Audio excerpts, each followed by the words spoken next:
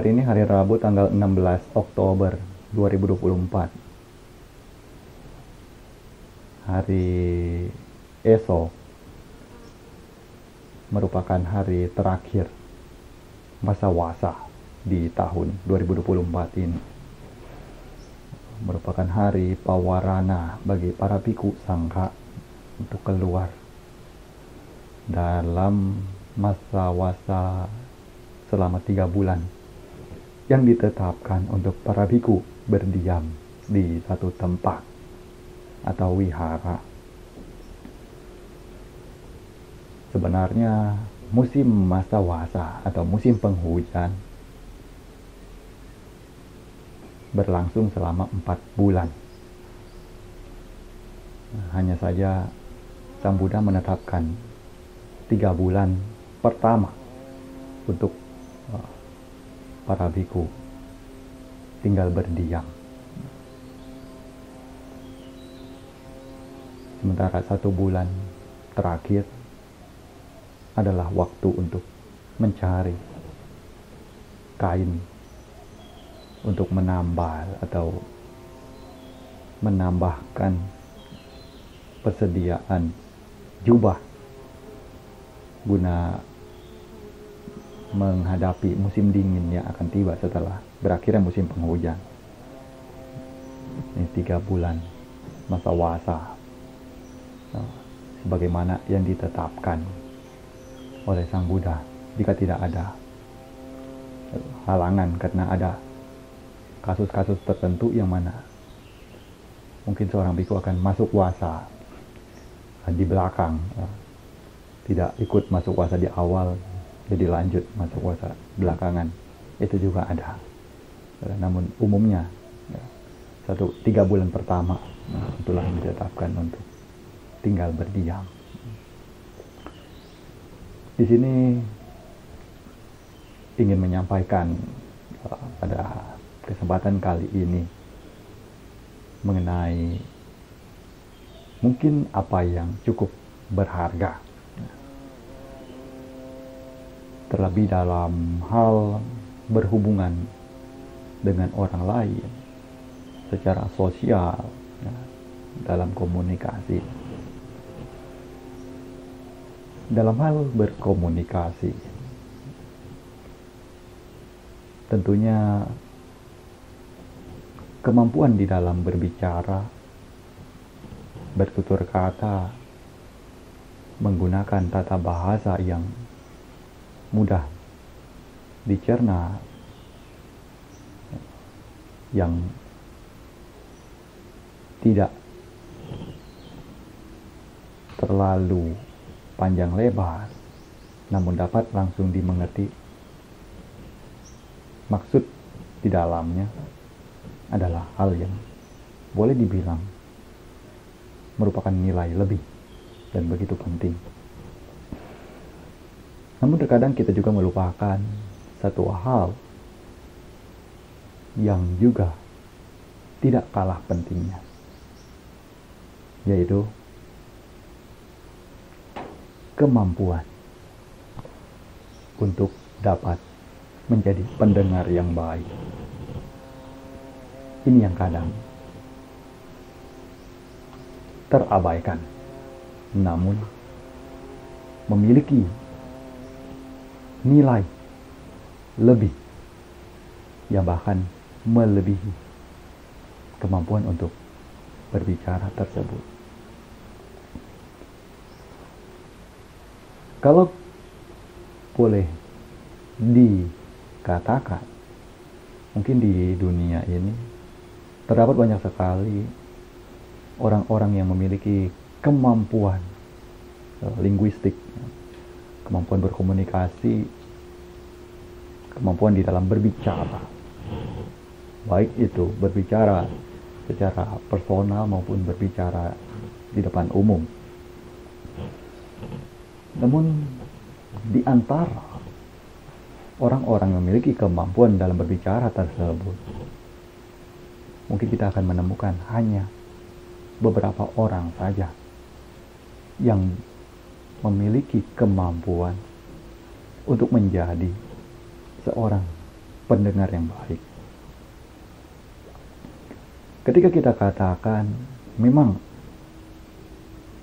untuk menjadi pendengar yang baik, untuk belajar dapat mendengarkan dengan hening terlebih dahulu sampai lawan bicara selesai mengutarakan apa yang ingin disampaikannya atau apa yang ingin ditanyakannya, barulah kita berusaha untuk memberikan jeda sejenak untuk kemudian memberikan respon yang berupa jawaban. Ini rasanya kerap kali begitu sulit untuk dilakukan, karena kadang dengan spontan atau tanpa berpikir panjang sering banyak dari kita yang langsung seketika memberikan respon. Bahkan diri saya pun tidak jarang lupa akan hal ini. Bahkan di saat seseorang belum selesai mengutarakan pertanyaannya. Sebenarnya ini hal yang sangat tidak baik bagi orang tersebut. Mengapa demikian? Karena di saat memberikan respon yang begitu cepat, itu seakan mengindikasikan bahwa jawaban yang diberikan tidaklah melalui proses pemikiran terlebih dahulu. Otomatis lawan bicara yang mendapatkan jawaban tersebut pun tidak akan begitu meyakininya. Belum lagi dengan respon yang begitu cepat, atau bahkan sudah direspon sebelum lawan bicara selesai mengemukakan apa yang ingin disampaikannya, itu sudah membuatnya merasa tidak nyaman di hati. Jadi bagaimanapun setelahnya, sebagus apapun jawaban yang diberikan, sebenar apapun itu, mungkin itu semua sudah tidak lagi berarti. Memang kedengaran begitu menyakitkan, namun inilah kenyataannya. Karena umum, bahkan seseorang ketika memberikan pertanyaan, mungkin tidaklah benar-benar mengharapkan jalan keluar dengan jawaban yang diberikan. Karena mungkin hampir sebagian besar orang tersebut hanyalah ingin lawan bicaranya mendengarkan apa yang ingin disampaikannya. Ini merupakan apa yang boleh dibilang benar-benar adanya demikian secara mayoritas. Tapi memang demikianlah kenyataannya. Nah, makanya di sini betapa perlunya untuk belajar demikian. Memang merupakan hal yang kecil, hal yang sederhana, namun tidak jarang bahkan orang-orang yang boleh dikatakan cukup piawai pun di dalam berkomunikasi lupa akan hal ini, sehingga kehilangan poin yang cukup berharga dari sini. Di sini kalau kita tarik di dalam ajaran Sang Buddha, apakah Sang Buddha ada mengajarkan hal demikian, yaitu bagaimana menjadi seorang pendengar yang baik? secara tersirat, jika kita melihat dari riwayat kehidupan Sang Buddha, khususnya setelah beliau mencapai penerangan sempurna dan menjadi seorang Buddha, kita mungkin akan menemukan berbagai hal yang mana mencirikan akan sikap beliau yang demikian. Mungkin atau bahkan tidak ada satupun di dalam riwayat yang menuliskan bahwa Sang Buddha memotong pembicaraan seseorang, baik dalam keadaan sedang bertutur kata atau berkomunikasi secara baik-baik, ataupun dalam keadaan sedang saling beradu argumen. Boleh dibilang tidak ada yang demikian. Ini menunjukkan bahwa Sang Buddha sebagai seorang guru agung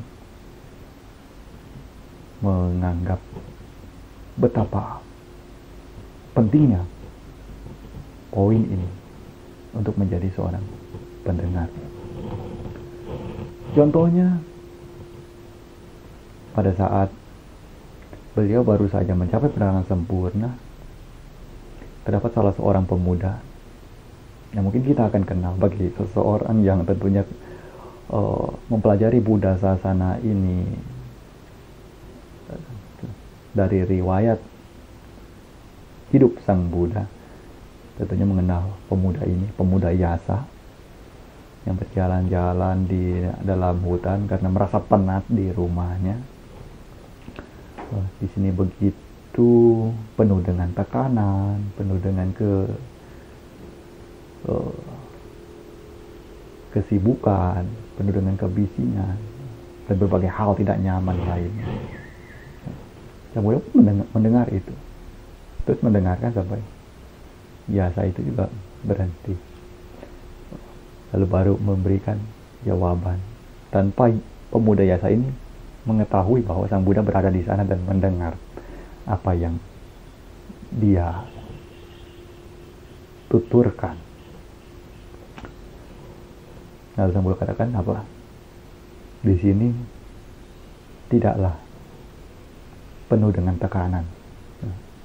Di sini tidaklah penuh dengan kesibukan. Baru akhirnya pemuda Yasa itu pun mendatangi suara tersebut dan bertemu dengan Sang Buddha.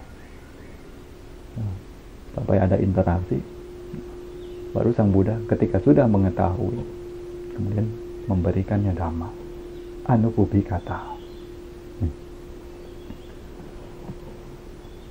Jadi di mana unsur Sang Buddha tidak hanya semena-mena atau semata-mata langsung memberikan khotbah, ya, tanpa tahu terlebih dahulu atau tanpa mendengarkan terlebih dahulu apa yang sebenarnya diinginkan oleh lawan bicara tersebut. Sama seperti juga pada saat kasusnya Raja Bimbisara yang diganggu oleh makhluk-makhluk peta yang merupakan sanak keluarganya di kehidupan lampau. Ini mungkin tentunya bagi para Buddha Mamaka yang cukup senang melakukan pelimpahan jasa di bulan-bulan Patidana gitu, hari-hari pada saat perayaan Patidana, atau yang memang suka dengan horor-horor mungkin akan tahu. Jadi Raja Bimbisara diganggu sepanjang malam oleh makhluk peta yang merupakan sanak keluarganya sampai pagi hari. Pagi-pagi sekali langsung menuju ke wihara untuk bertemu dengan Sang Buddha. Di sana ketika bertemu dengan Sang Buddha pun menanyakan, Ada apa, Baginda? Mengapa datang pagi-pagi sekali? Bagaimana tidurnya? Lalu Raja Bimbisara pun menjelaskan atau memberitahukan apa yang dialaminya semalaman. Semalam tidak bisa tidur. Banyak sekali makhluk-makhluk yang menunjukkan bentuk yang benar-benar tidaklah begitu nyaman untuk dilihat. Mengganggu sepanjang malam, membuat onar di istana. Lalu Sang Buddha pun di sana mendengarkan dengan seksama. Tapi beliau kemudian memberikan jalan keluar. Memberitahukan terlebih dahulu asal makhluk peta tersebut dari mana, yang merupakan bukanlah makhluk yang tidak memiliki hubungan sebelumnya, tapi itu anak keluarga dari Raja Bimbisara tersebut di kehidupan lampau. Mereka meminta untuk dilimpahkan jasa kebajikan, karena pada saat Raja Bimbisara mendanakan wihara Weluwana, tidak memberikan pelimpahan jasa kepada mereka. Makanya mereka datang untuk menunjukkan keberadaannya agar Raja Bimbisara memberikan pelimpahan jasa kepada mereka yang seharusnya dapat terbebas dari alam sengsara tersebut pada kehidupan Raja Bimbisara tersebut. Akhirnya Raja Bimbisara pun mengikuti apa yang ditunjukkan oleh Sang Buddha. Nah di sini, walaupun Sang Buddha tahu mungkin sedari awal bahwa apa yang sedang terjadi pada raja itu, atau mungkin bahasa umumnya, kalau orang-orang sombong zaman sekarang, sudah Baginda tidak perlu bicara, saya sudah tahu semuanya. Dijelaskan ini. Tapi beda dengan Sang Buddha. Sang Buddha tidak menunjukkan sifat yang sotoy, tidak menunjukkan sifat yang so tahu. Beliau memilih untuk mendengarkan terlebih dahulu. Dan sanalah. Ini mungkin inilah ilmu yang di dalam Buddha Sasana ini mungkin tidak begitu terlihat, tetapi ini penting. Nah, bagi kemampuan mendengar ini dalam zaman sekarang pun teramat begitu dihargai sekali, terutama dalam hal mendengarkan dhamma kruba ajan. Ini kita masuk ke contoh yang zaman sekarang. Kruba ajan di zaman sekarang, ya katakan contohnya, angkat salah satu contoh Lumpo In. Beliau di saat sedang memberikan ceramah atau dhamma di sana, kalau ada suara lain selain dari suara beliau yang terdengar pada saat beliau memberikan wejangan tersebut, maka beliau akan berhenti.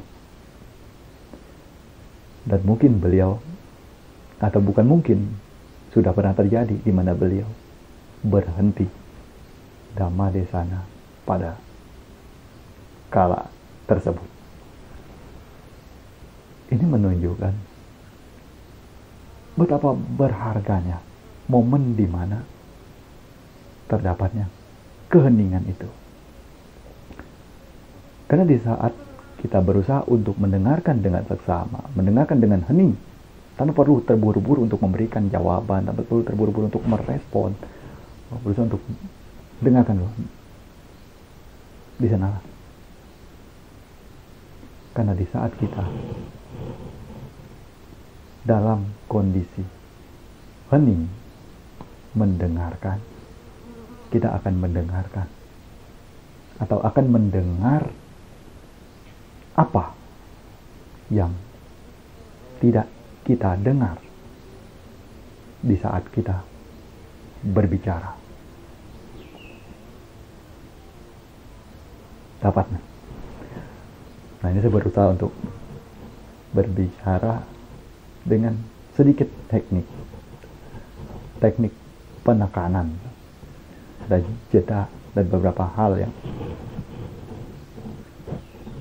mungkin dapat untuk lebih dimengerti dibandingkan berbicara dengan cepat. Jadi ada bagian-bagian tertentu, bagian-bagian penting tertentu mungkin akan diberikan jeda lebih lama karena akan ada penekanan di sana. Seperti misalnya seperti ini. Jadi ketika kita lewat dalam hal ini, di mana betapa pentingnya bagian dari ketenangan itu. Juga ada poin yang mana tekanan di dalam kita berkomunikasi. Ketika dapat untuk mengajak lawan berbicara, itu untuk ikut berpikir, di sana cenderung akan lebih memiliki sisi lebih dibandingkan hanya sekadar memberikan jawaban, sekalipun jawaban itu adalah jawaban yang tepat. Kini coba kita sedikit memberikan pengandaian kepada para Buddha Mamaka sekalian. Di dalam Buddha Sasana ini terdapat banyak sekali ajaran yang begitu beraneka ragam, tentunya memiliki manfaat untuk dijalani dalam kehidupan sehari-hari, yang mana tentunya siapapun yang berpegang pada dhamma ajaran Sang Buddha di dalam hidupnya pastilah akan memperoleh kebahagiaan dan mencapai kebahagiaan baik dalam jangka waktu yang panjang maupun singkat. Ini yang pertama. Nah, jadi bedakan. Lalu yang berikutnya saya akan sampaikan lagi. Untuk yang kedua, di dalam Buddha Sasana ini terdapat banyak pengetahuan, banyak ilmu, sudut pandang yang dapat diambil sebagai pembelajaran guna menambah kemampuan kita atau kualitas individu di dalam memperbaiki diri serta mencapai kebahagiaan yang begitu luar biasa di dalam hidup. Kini bagi para Buddha Mamaka sekalian, kiranya kebahagiaan seperti apa yang terbayangkan untuk dapat diperoleh di dalam Buddha Sasana ini? Ada dua model. Dari yang pertama tadi saya sampaikan, selain cukup cepat, juga selesai dengan langsung kesimpulan. Lalu yang kedua, saya ada penekanan, ada jeda-jeda tertentu juga di akhir. Ada bagian tanda tanya untuk mengajak berpikir. Nah, jadi dari dua pernyataan ini, kira-kira manakah yang kiranya lebih menarik untuk didengar? Mana yang kiranya lebih membangun, lebih membuat seseorang termotivasi untuk mengenal jauh lebih dalam tentang Buddha Sasana ini? Mungkin jawabannya yang nomor 2. Karena ketika sampai pada poin di mana kira-kira kebahagiaan yang seperti apa yang diinginkan di dalam Buddha Sasana ini, itu mungkin sudah mulai mengandai-andai kira seperti apa. Di sinilah membuka pemikiran. untuk belajar bersama. Nah, jadi kalau misalnya lihat dari konten ini, baik yang sebelum-sebelumnya pun, mungkin para Buddha Mamaka sekalian akan menemukan bahwa terdapat bagian-bagian atau selalu ada poin-poin untuk mengajak membuka pikiran bersama, membuka pandangan bersama, bukan hanya sekedar memberikan makanan dan memaksa harus dimakan, tapi pikirkan itu, telah terlebih dahulu layak atau tidak, atau ada mana yang lebih baik lagi, dan itu sangatlah terbuka kemungkinan demikian. Kemudian contoh sederhana lagi, yang mungkin begitu simpel ya. Seumpama seseorang memiliki pasangan, ya bagi yang memiliki pasangan, andaikan saja memiliki pasangan, ya, Anda memiliki pasangan, kemudian jalan ke pusat perbelanjaan, salah satu pusat perbelanjaan, lalu kemudian pasangan Anda mengangkat 2 baju, lalu menanyakan kepada Anda, kira-kira mana yang lebih baik di antara kedua baju ini? Kini ada 2 opsi. Opsi yang pertama, langsung memberikan pilihan. Oke, yang ini kiranya lebih baik, lebih bagus. Lalu opsi kedua, itu menjawab dengan mengatakan, kira-kira kalau untuk pergi keluar, baju yang mana yang lebih nyaman untuk dipakai?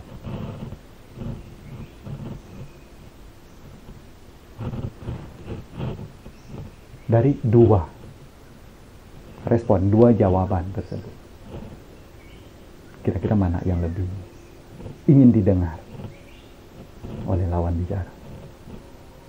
Ini tentunya respon yang kedua,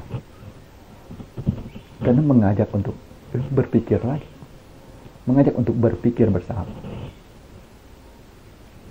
Dan disinilah yang mungkin kita jarang sekali perhatikan dan banyak terabaikan, bahkan masalah-masalah besar yang memiliki dampak sampai begitu luasnya pun banyak umumnya ya berasal dari hal-hal kecil seperti ini, karena ketidakmampuan seseorang untuk mendengar. Apalagi jika orang tersebut adalah seorang yang berkedudukan tinggi sebagai seorang pemimpin, ketika telinganya sudah tidak dapat dipakai untuk mendengar, bisa dibayangkan ya betapa kacaunya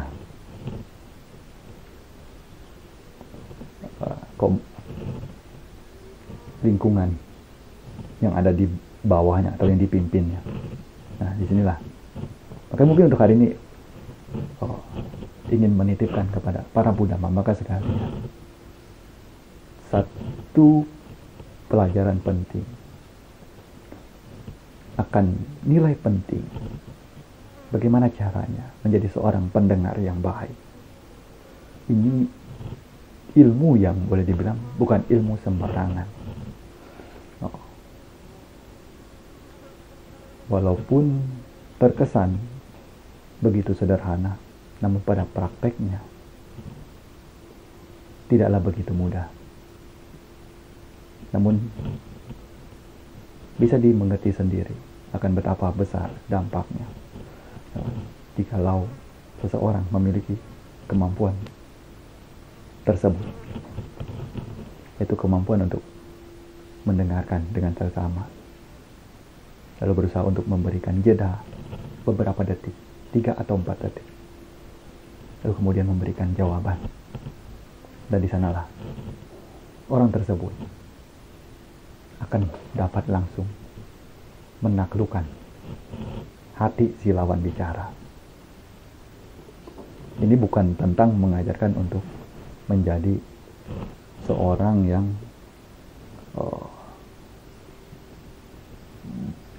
pandai dalam menipu atau mengelabui orang, namun lebih kepada betapa berharganya memberitahukan tentang kemampuan untuk meningkatkan kualitas diri guna menjadi seseorang yang lebih dihargai dan dihormati. Karena kita akan mendengar kalimat yang mungkin sering kita pernah dengar atau tidak asing lagi di telinga, di mana kalimat yang berbunyi, jika kita ingin dihargai, maka hargailah orang lain terlebih dahulu. Maka dengan sendirinya kita akan memperoleh itu. Dan sinilah, ketika kita mampu untuk mendengarkan seseorang terlebih dahulu, artinya itulah bentuk menghargai orang tersebut. Dan tanpa diminta, orang tersebut akan menghargai dan menghormati diri kita juga. Ya mungkin untuk hari ini kiranya poin-poin di dalam berusaha untuk menjadi pendengar yang berusaha untuk dapat dengan sabar, dengan bijak, dengan penuh kedamaian mendengarkan atau membiarkan lawan bicara